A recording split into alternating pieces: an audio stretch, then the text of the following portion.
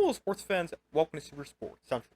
Today, we're going to be going over my Week 5 college football predictions. So last week in Week 4, I had a record of 14-2, and that brings my record on the season to 69-12.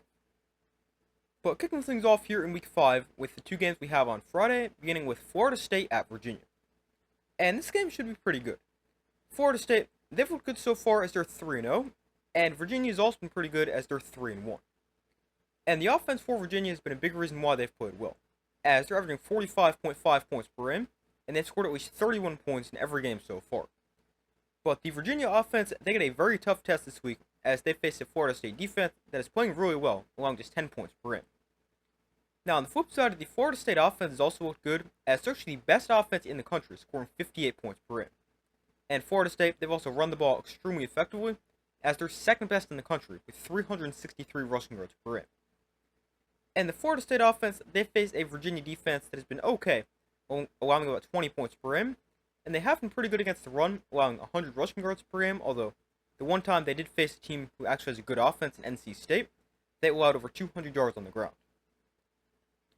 But this is a game I definitely think could go either way. I would not be shocked to the upset, but I am going to stick with Florida State. I think they're the better team. I think they run the football effectively. I think their defense controls this Virginia offense, and I've got Florida State with the win 34-20. Up next, we got TCU at Arizona State. This game should be pretty good. Arizona State is 3-1, and they face a TCU team that's 3-0. And TCU, they've played pretty well so far this season, and they've been great offensively, as their offense is scoring 41.7 points per game, and they've thrown the ball extremely effectively, as quarterback Josh Hoover is 6th in the country with 11 touchdowns, and TCU is averaging 341 passing yards per game, which also ranks 6th. But the TCU offense, they match up against the Arizona State defense that has been okay, as they're allowing 20.5 points per game, and haven't been amazing against the pass, allowing 238 passing yards per game. Now, on the offensive side of the ball for Arizona State, they've been a little disappointing this year, scoring a little under 30 points per game, but their offense is still pretty good. And they face a TCU defense that is allowing 19.7 points per game, although they have been hurt through the air, allowing 250 passing yards per game. But I think this is going to be a really entertaining game. I think this is going to be a higher scoring game. Both these teams good offensively, not great defensively. And I do think the TCU offense is slightly better, and they've been a little bit better to this point in the season. But I'm going to take Arizona State to get the win. Even though their offense hasn't been elite, I still think this offense is very good. I think quarterback Sam Leavitt has a big game. Receiver Jordan Tyson's got a big game. And I think Arizona State gets a big win, and they beat TCU in a great game, 38-34. Moving to the games on Saturday, starting off with Notre Dame at Arkansas. And this is another game that is going to be very entertaining, because there's going to be a ton of points scored in this game. Because both these teams' offenses have looked great, defenses, not so much. But the offense for Arkansas, they're scoring 43.5 points per game, and quarterback Taylor Green is 3rd in the country with 12 touchdown passes. And he's also an extremely effective runner, with 360 rushing yards, and that leads all quarterbacks so far this season. But Taylor Green and the Arkansas offense provide quite the challenge for the Notre Dame defense that already isn't playing that well, as they're allowing 32.7 points per game, and they've been shredded through the air, allowing 289 passing yards per game, which is 5th worst in the country. Now, on the flip side, the Notre Dame offense is very good, scoring 40 points per game, and they've been great through the air and on the ground.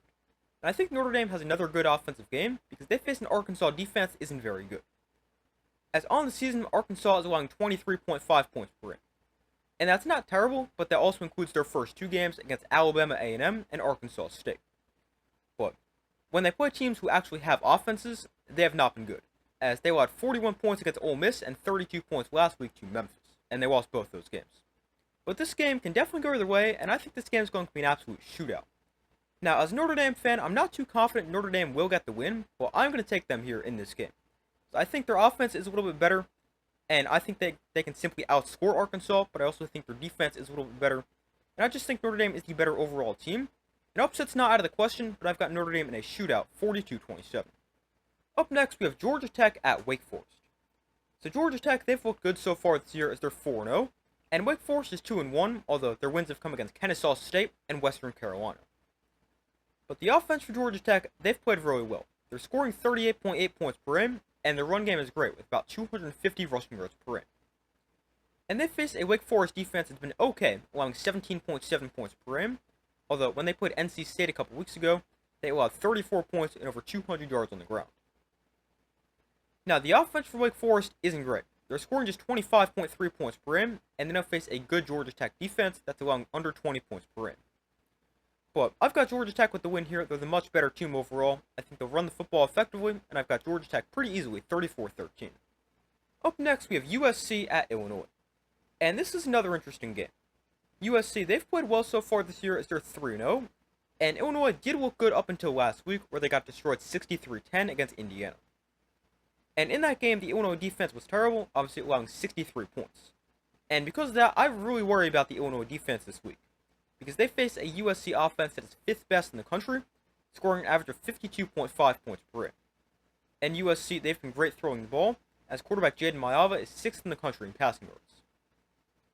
Now, the offense for Illinois is solid, scoring 36 points per game, and I could see them having success because they face a USC defense that isn't great but isn't terrible, allowing a little over 20 points per game. But this is a game where if you ask me before last week, I would have said Illinois will win. Now, after last week's brutal performance for Illinois, I'm going to take USC. I think the USC offense is going to score a lot. I don't think Illinois is going to be able to keep up. I've got USC with the win, 34-26. Next game, we have Utah State at Vanderbilt. So Vanderbilt, they've looked good so far this year, sitting at 4-0, and they play a Utah State team that's decent at 3-1. The offense for Vanderbilt has gotten off to a great start, as they're scoring 47.5 points per game, and just dropped 70 last week against Georgia State. And I definitely think we can see another good game from the Vanderbilt offense, because Utah State's defense isn't great, allowing about 24.3 points per game. Now, the defense for Utah State's not great. Their offense is pretty good.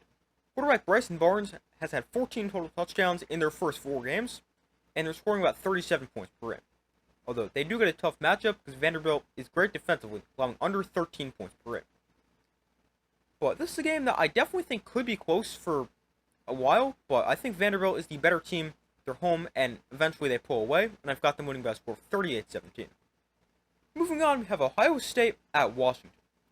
So this is an interesting game, because obviously we've got Ohio State, who's one of the best teams in the country, but I don't think this is going to be an easy game for them, because they have to go to Washington and face a Washington team that's playing pretty well, sitting at 3-0. And Washington, they've been led by their offense so far this season, scoring 55.7 points per game. And they've been great through the air and on the ground. And running back Jonah Coleman actually leads the country with 9 rushing touchdowns in just 3 games. But while the Washington offense has been great, they face what might be the best defense in the country.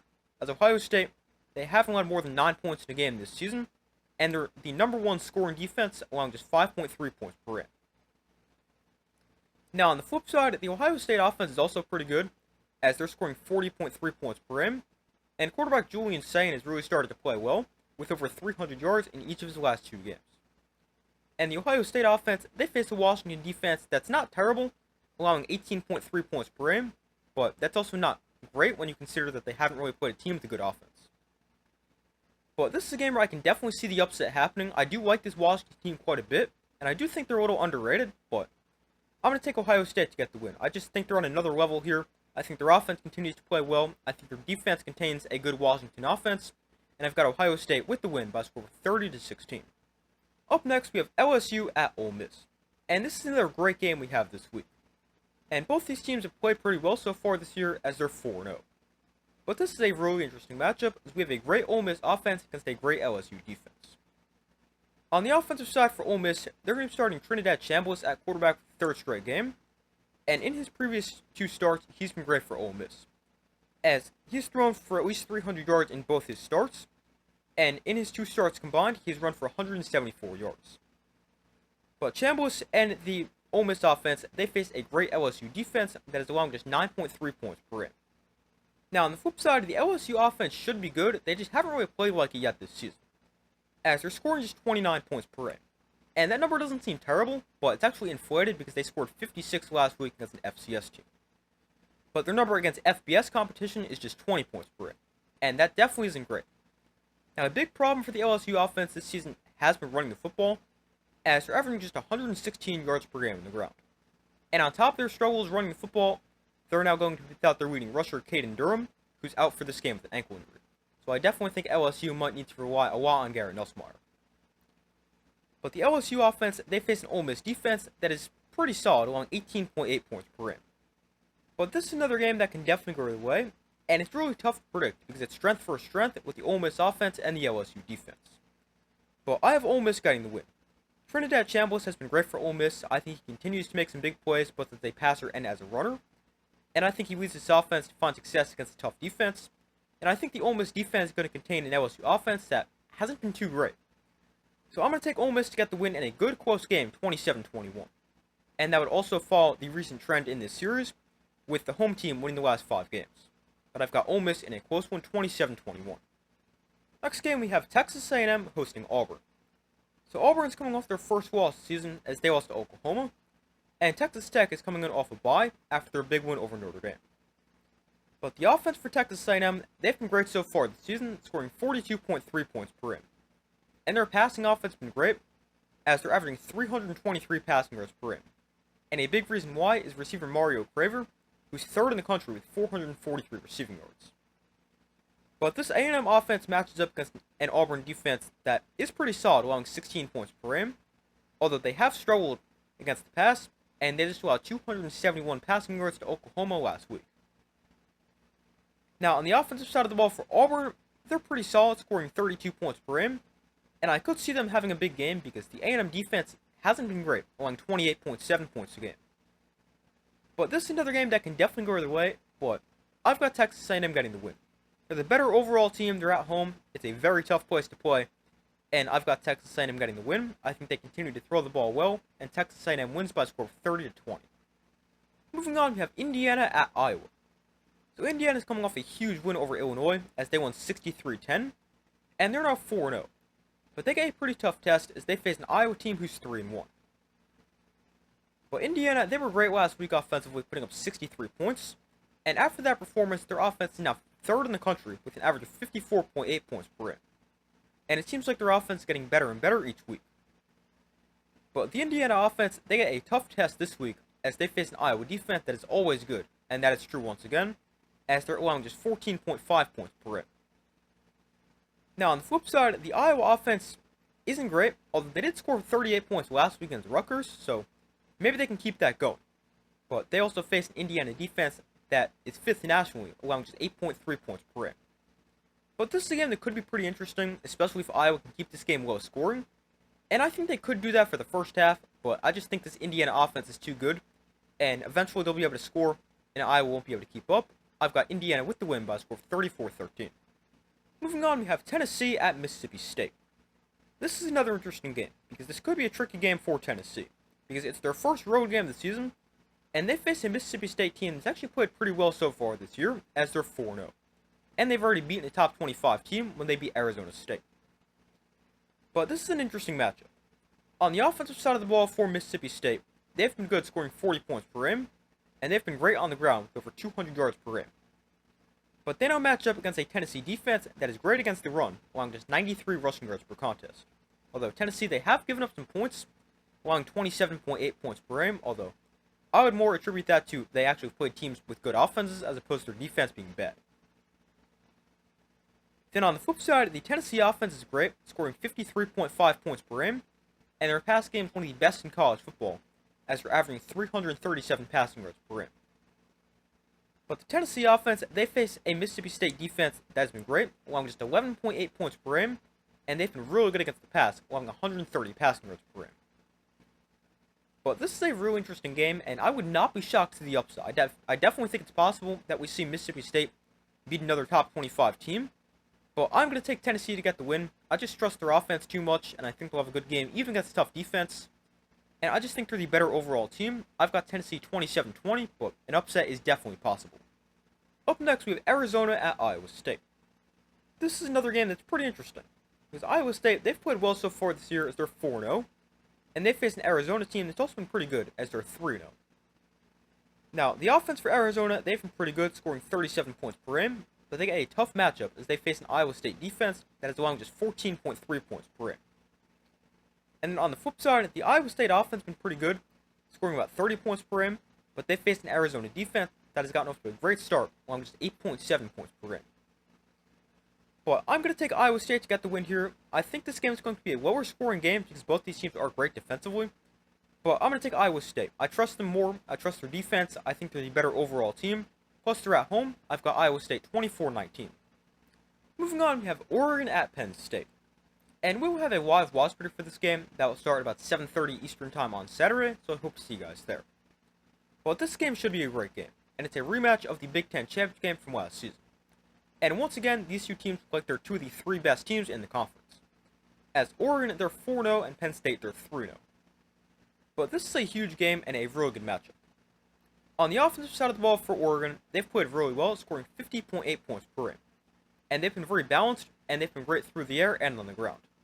And quarterback Dante Moore, he's looked great, with 11 touchdowns and just 1 interception so far this season. But Dante Moore and the Oregon offense, they face a Penn State defense that is allowing just 5.7 points per game, although they haven't really played these great offenses, playing Nevada, FIU, and Villanova. Although I do still think this Penn State defense is pretty good. Now, on the offensive side of things for Penn State, they've been solid, scoring 44 points per game. But quarterback Drew Allar has not been good, as he's averaging just 208 passing yards per game and has 4 touchdowns in Penn State's first 3 games. And this is against Nevada, FIU, and Villanova, so not very hard competition. So if he can't put up big numbers against those teams, then I doubt he does it against Oregon. And this is also a pretty good Oregon defense, because they're allowing under 10 points per game. But this is a game that can definitely go their way, and this is a huge game for both these teams, especially Penn State. Because this is their chance for James Franklin to finally get that big win. Because he's 4-20 against top 10 teams, and this is his chance. He's got a very talented team, he's at home, it's the whiteout game. It's all in front of Penn State. They just got to go out and win the game. But I'm going to go with Oregon. They've looked a lot better. I don't trust Penn State. I trust Dan Lanning a lot more than I trust James Franklin. And I think Oregon also has the clearer advantage at the quarterback position with Dante Moore over Drew Allar, because Drew Allar is just awful. But I got Oregon with the win by a score of 30-26. And until Penn State proves they can win these big games, I'm just not going to pick them to win. But I got Oregon in a close one, 30-26. Moving on, we have Alabama at Georgia. And this is another great game. And this should be really entertaining.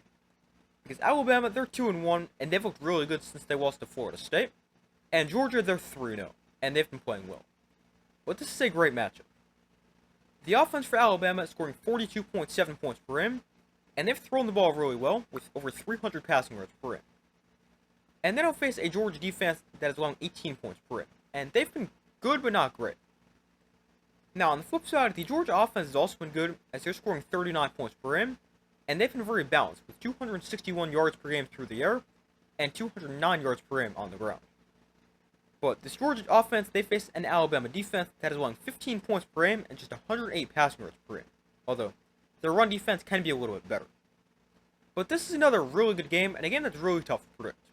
But something interesting about this game is Kirby Smart is 1-6 in his career against Alabama, although he has never had a true home game. He's had a few games in Atlanta, whether that's the national championship or the SEC title game, but Georgia's never gotten Alabama physically at home. And now they get Alabama at home, and this is the place where they've won 33 straight games. But this game can truly go either way. I do think this is going to be a higher scoring game because both these teams' offenses are great, and defenses have been a little shaky. Well, I do have Georgia with the win. I think they'll run the football effectively, especially when you factor in what Gunnar Stockton can do as a runner. And I just trust this Georgia team at home because they haven't lost here in 6 years. And I've got Georgia continuing to win at home, and I've got them beating Alabama 33-27. Up next, we have UMass at Missouri. So this game is not going to be close. Missouri, they've looked great as they're 4-0, and UMass is winless sitting at 0-3. And one of their losses is a loss against an FCS team in Bryant. But I don't really think I need to say too much about this game. Missouri wins big, 66-3. And our final game, we've got BYU at Colorado. So BYU, they've played pretty well so far this year, sitting at 3-0, and Colorado is 2-2 and hasn't looked too great. But the Colorado offense has kind of held this team back because they haven't really been able to find a consistent quarterback. And because of that, Colorado is scoring just 27 points per game. But Colorado is starting Caden Salter at quarterback this week, and I definitely think he's the best option for Colorado. But Salter and the Colorado offense, they face a BYU defense that has allowed just 16 points in their 3 games combined. Although, to be fair, they haven't really played a team with a great offense, as their wins have come against Portland State, Stanford, and ECU. Now, on the flip side, the BYU offense is scoring 43 points per game, and they get a pretty favorable matchup this week, facing a Colorado defense that isn't great. But I'm going to take BYU to get the win here. I wouldn't be shocked to see the upset win, especially because Colorado is at home. But I do have BYU. I do think this game is fairly close, but I got BYU by a score of 27-19. But those are my Week 5 college football predictions. Thank you guys for watching. Be sure to like this video, subscribe, turn notifications. I do my best to put as often as possible. Be sure to check out the community tab of my channel, where you guys can vote on who you think will win this week's big games. But that's all for this video. I do my best to put as often as possible, and I will see you in the next video.